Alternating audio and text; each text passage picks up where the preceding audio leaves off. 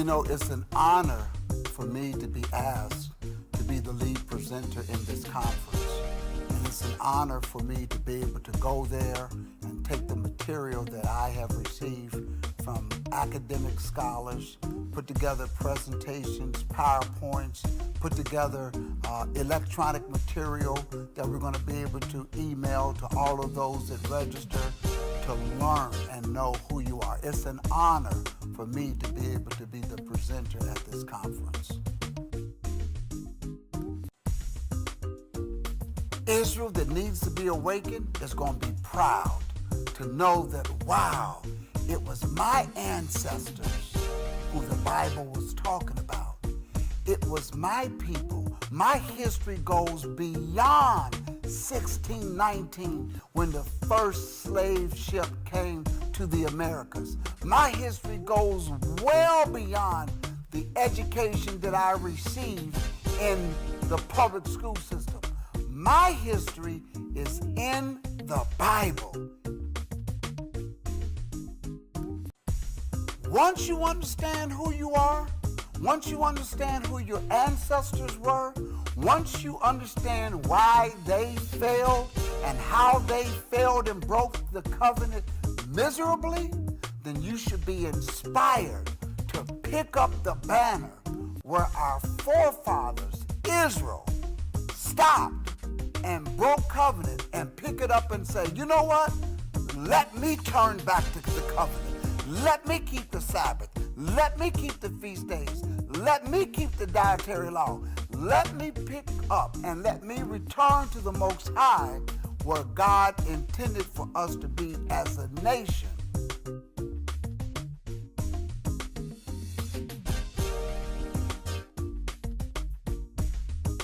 So if you want to know who the people of the book are, all we have to do is simply follow the curses. As a nation, we should be the leaders of the world. As a nation, we should be teaching the world.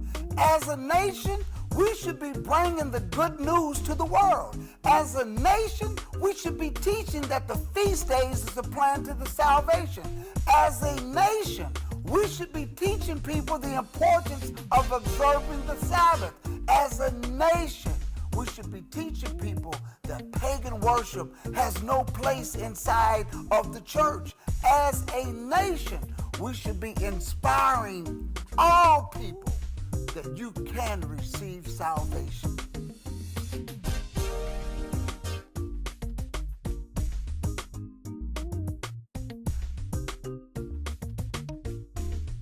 This conference is for everybody because it's the same law that's for Israel. It's the same law that's for the strangers and the sojourners. We find that in the book of Exodus, the 12th chapter, verse 49. We find that in the book of Numbers, Deuteronomy. The same law that's for Israel is the same law that's for the strangers and those that want to sojourn with Israel. Being a Christian simply means that you believe in the Messiah. That's all what a Christian is. And so why should we shy away from saying that we are Hebrew Israelites who are Christians? Peter didn't run from it. Paul didn't run from it. According to the scriptures, they were first called Christians in Antioch. We want people to understand walking away from this conference. If you understand the plan to salvation, if you understand the plan of salvation that's outlined in Leviticus, the 23rd chapter, you would then understand that the Son of the Most High is going to return again and sit on the throne of David right here on this earth. This conference is ideal if you are a Bible study teacher, if you're a person that is interested in learning more about your history. This conference is ideal for those that are Bible study scholars, those that are Bible study teachers, those that want to really know from an academic and a biblical perspective of who are the people of the book.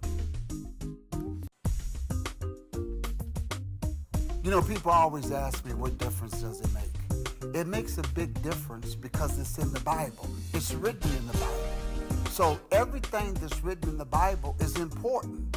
So we can't just skip over it because we don't see the importance of it. It's very important. It's very important to understand who Israel was, what happened to Israel, why it happened to them, and where they went after they were dispersed among the nations.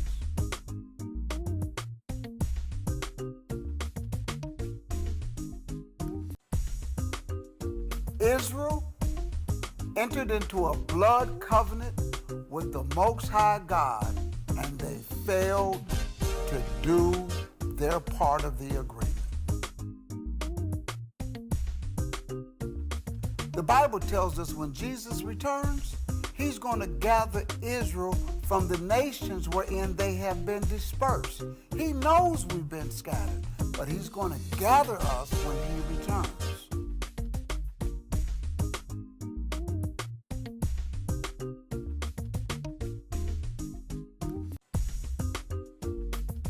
There is no exclusion.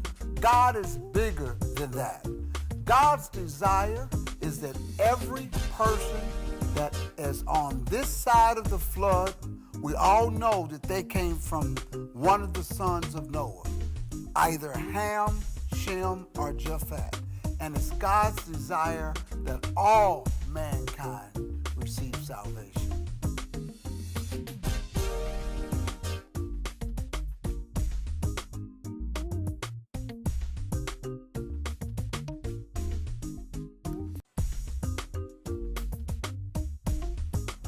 In this conference, we're going to be able to track Israel when they left Israel after they were kicked out by Rome, and how they left and went into the mountains, went into Africa, how they went to the different tribes in Africa, over in Negro land as they called it, or Hebrew land. You're going to find all of the academic support of this, and where slaves were taken right from the Igbo tribe located in Nigeria, west coast of Africa. And there's so many different tribes that are in Africa today that have maintained the culture and the observance of what we read in the scriptures today.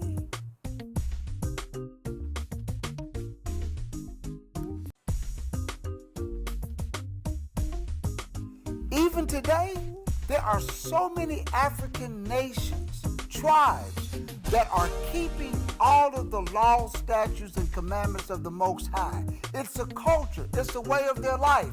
Being circumcised, keeping the feast days. We may not be aware of that here in the United States, but in Africa, there's a lot of nations, a lot of tribes who are recognized as being Israelites.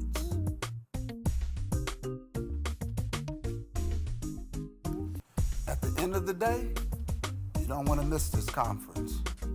You do not want to miss the Philadelphia Great Gathering Hebrew Conference. I'll see you there.